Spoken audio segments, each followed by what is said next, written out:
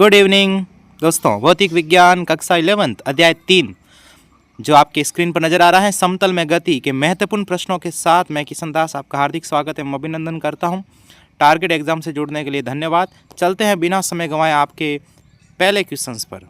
और पहला क्वेश्चन आपके सामने आ चुका है, प्रक्षेपीय गति का पथ होता है। तो क्या पथ होता है प्रक्षेपीय गति का?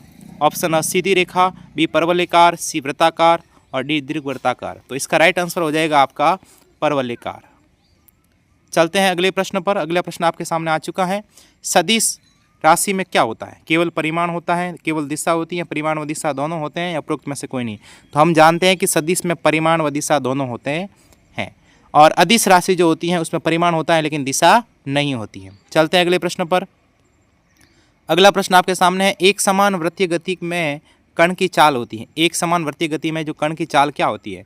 तो ऑप्शन है नियत, बी परिवर्ती, सी शून्य और डी अनंत। तो इसका राइट आंसर हो जाएगा ऑप्शन नंबर ए, नियत होती है।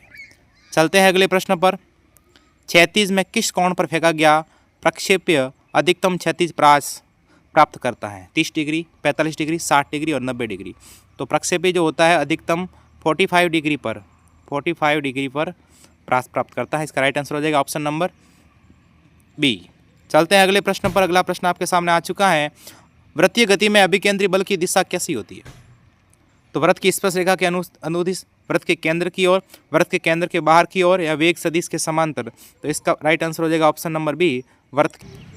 रिक्त स्थान आपके आ सकता है कि समतल में गति विमाओं में गति करती है। तो उत्तर हो जाएगा आपका रिक्त स्थान में दो सदिशों का A dot B A B cos theta के बराबर होता है। तो ये अदिश गुणनफल होता है। अदिश गुणनफल डॉट गुणनफल होता है और सदिश गुणनफल क्रॉस गुणनफल होता है। फिर अगला, एक समान वृत्तीय गति में त्वरण सदैव की ओर कार्य करता है, वृत्त के केंद्र की ओर कार्य करता है। कहाँ करता है भाई? वृत्त के केंद्र की ओर। प्रक्षेपीय गति में क्षैतिज दिशा में त्वरण का मान 0 होता है। प्रक्षेपीय की अधिकतम ऊंचाई पर उसका ऊर्ध्वाधर वेग 0 होता है। सदिश के योग के लिए त्रिभुज नियम या समांतर चतुर्भुज नियम का उपयोग किया जाता है। तो सदिशों के योग के लिए किन किन के नियमों का प्रयोग किया जाता है? तो त्रिभुज का नियम और समांतर चतुर्भुज का नियम। अगला प्रश्न है कि कोणीय वेग ओमेगा और रेखीय वेग v में संबंध क्या है? तो v is equal to omega R, जहाँ पे r इसकी त्रिज्या है। अगला प्रश्न है, सदिश योग का त्रिभुज नियम। तो सदिश योग का जो त्रिभुज नियम है वो क्या कहता है? यदि दो सदिश के परिमाण और दिशा में एक त्रिभुज की दो क्रमागत भुजाओं द्वारा निरूपित किया जाता है तो उसका परिणामी सदिश परिमाण और दिशा के त्रिभुज की तीसरी भुजा के विपरीत क्रम में निरूपित करता है। तो r is equal to A vector plus B vector. तो ये आपका जो है वो triangle law of vector addition, त्रिभुज का सदिश योजन का नियम। अगले आपके इंपॉर्टेंट प्रश्न, सदिशों के लिए बहुभुज का नियम लिखिए। तो ये मैं आपको करा चुका हूँ नोट्स में, तो मैं आपको पहले बता देता हूँ। ये आपके सदिशों का बहुभुज नियम है। बढ़िया ढंग से इसको याद कर लीजिएगा और इसका स्क्रीनशॉट लेके इसकी बढ़िया ढंग से तैयारी कीजिएगा। 2026 में आने के लिए इंपॉर्टेंट क्वेश्चंस आपके लिए हैं। तो ये आपके सदिश बहुभुज का नियम है।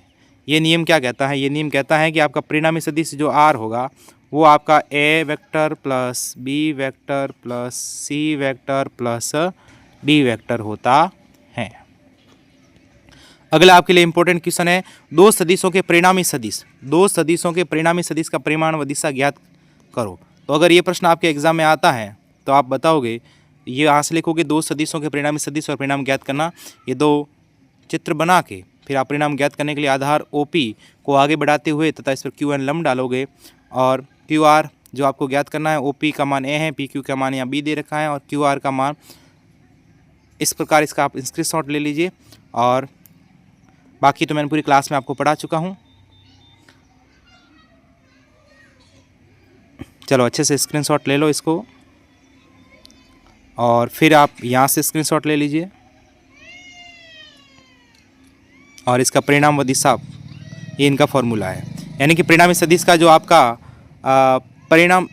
परिमाण जो होगा वो होगा r बराबर under root a square plus B square plus 2ab cos theta और परिणामी सदिश की जो दिशा होगी tan alpha is equal to b sine theta upon a plus B cos theta.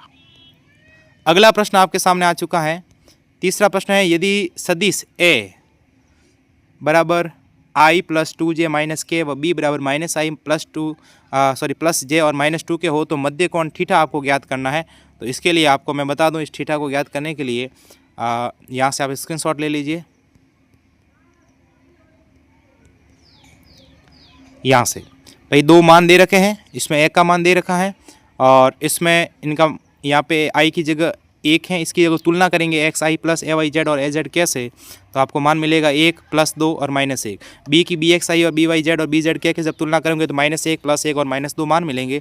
इस मान को जब आप फॉर्मूला होता है आपका जो एंगल ज्ञात करने का cos theta = x b x plus a y b y plus a z b z upon √x² plus a y square plus a z square और √bx² plus b y square plus b z square, जब इसमें सबका मान रखेंगे तो आपका इस प्रकार सॉल्यूशन करने पर cos थीटा का 1/2 आएगा और 1/2 जो मान है वो cos 60 डिग्री का मान है।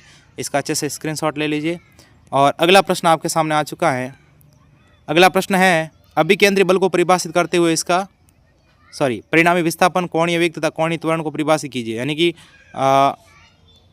इसकी जगह है कोणीय विस्थापन, कोणीय वेग और कोणीय त्वरण को परिभाषित कीजिए। ये परिभाषा आ सकती है, तो इन परिभाषाओं को आप अच्छे से नोट कर लीजिएगा। मैं आपको बता दूं,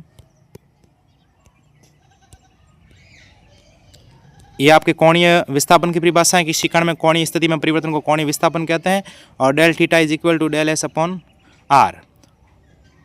ये 2025 में आया था। बल तथा वेग का अदिश गुणनफल FV विस्थापन के बराबर होता है। फिर कोणीय वेग, समय के साथ कोणीय विस्थापन में परिवर्तन की दर को कोणीय वेग कहते हैं, इसे ओमेगा से प्रदर्शित करते हैं। Omega = 2πf। आवर्तकाल क्या होता है, एक चक्र को पूरा करने में लगा समय आवर्तकाल कहलाता है। और कोणीय त्वरण जो होता है, समय के साथ कोणीय वेग में परिवर्तन की दर को कोणीय त्वरण कहते हैं, इसे अल्फा से प्रदर्शित करते हैं। तो अल्फा = dw/dt और रेडियन मीटर स्क्वायर इसका मात्रक है, रेडियन सेकेंड स्क्वायर उसका है रेडियन सेकेंड ओनली कोणीय वेग का। यानी कि उसका अगला प्रश्न था अभिकेंद्री बल को परिभाषित कीजिए और इसके लिए व्यंजक लिखिए। तो अभिकेंद्री बल जो थे वह बल जो किसी वस्तु को वृत्ताकार मार्ग पर गतिमान रखने के लिए आवश्यक होता है, जो सदैव वृत्त के केंद्र की ओर निर्देशित करता है, उसे अभिकेंद्रीय बल कहते हैं। इसका व्यंजक Fc = mv²/r। कोणीय वेग के ओमेगा के पदों में लिखने जाएंगे तो Fc = m⍵²r। और अंतिम जो प्रश्न है आपका, जो इम्पोर्टेंट रहने वाला है आपके लिए, ये सबसे इम्पोर्टेंट रहने वाला है, प्रक्षेपी गति किसे कहते हैं। इसके लिए उड्डयन काल, अधिकतम ऊंचाई के लिए व्यंजक लिखना है। तो उसके लिए मैं आपको बता दूं कि ये सबसे इम्पोर्टेंट है आपके लिए।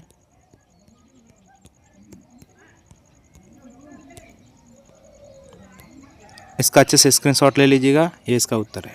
22 तारीख थी। 22 इस प्रश्न का आपका उत्तर ये नोट कर सकते हो। प्रक्षेपी गति, वह वस्तु जो परवलयाकार पथ पर गति करती है उसे प्रक्षेपी गति कहते हैं। जिस पथ पर गमन करती है उसे प्रक्षेपी पथ कहते हैं। और इस प्रश्न का अच्छे से स्क्रीनशॉट ले लीजिए, क्लास में पढ़ाया हुआ है। तो यहाँ पे अगर हम बताना चाहूँ तो ये uy का मान है, ux का मान है, ay का मान g है, v नियत है, x का मान 0 है, t का मान 2t है, तो t = t/2 हो जाएगा। और प्रक्षेपी गति व्युत्पन्न करने के लिए आप गति के समीकरणों का इस्तेमाल करेंगे। तो v = u + at, s = ut + 1/2 v = u² + 2as।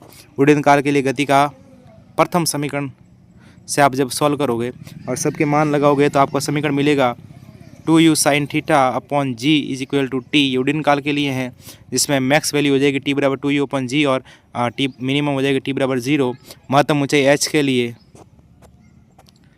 अगर हम बात करें तो आपका उत्तर हो जाएगा, इसको गति के तृतीय समीकरण से निकालेंगे, v² y = u² y + 2s। इसमें सब मान लगाएंगे तो h का मान अपने पास मिलेगा u² sin² θ/2g = h और थीटा 90 डिग्री, u²/2g h ये मैक्सिमम वैल्यू हो जाएगी और h = 0 हो जाएगी मिनिमम वैल्यू। तो ये आपके लिए इंपॉर्टेंट क्वेश्चन थे। और अंतिम क्वेश्चन हैं जिसको आपका आज के लिए मैं होमवर्क में लेने वाला हूँ और वेरी इंपॉर्टेंट क्वेश्चन है, इसको नोट कर लीजिएगा। ये वाला प्रश्न, ये आपका होमवर्क एग्जाम में आने लायक क्वेश्चन हैं। a = 3i - 6j - 2k और b = -i + 2j - 2k हो तो ज्ञात कीजिए a का परिमाण, b का परिमाण, a + b का परिमाण, a - b का परिमाण, a की दिशा एकांक सदिश और a + b की दिशा में एकांक सदिश। इंपॉर्टेंट क्वेश्चन है, ये आपका होमवर्क है। मिलते हैं अगले क्वेश्चन में। मैंने क्या बहुत स्पीड में कम समय में आपका बिना समय गंवाए इस वीडियो को कंप्लीट कर रहा हूँ।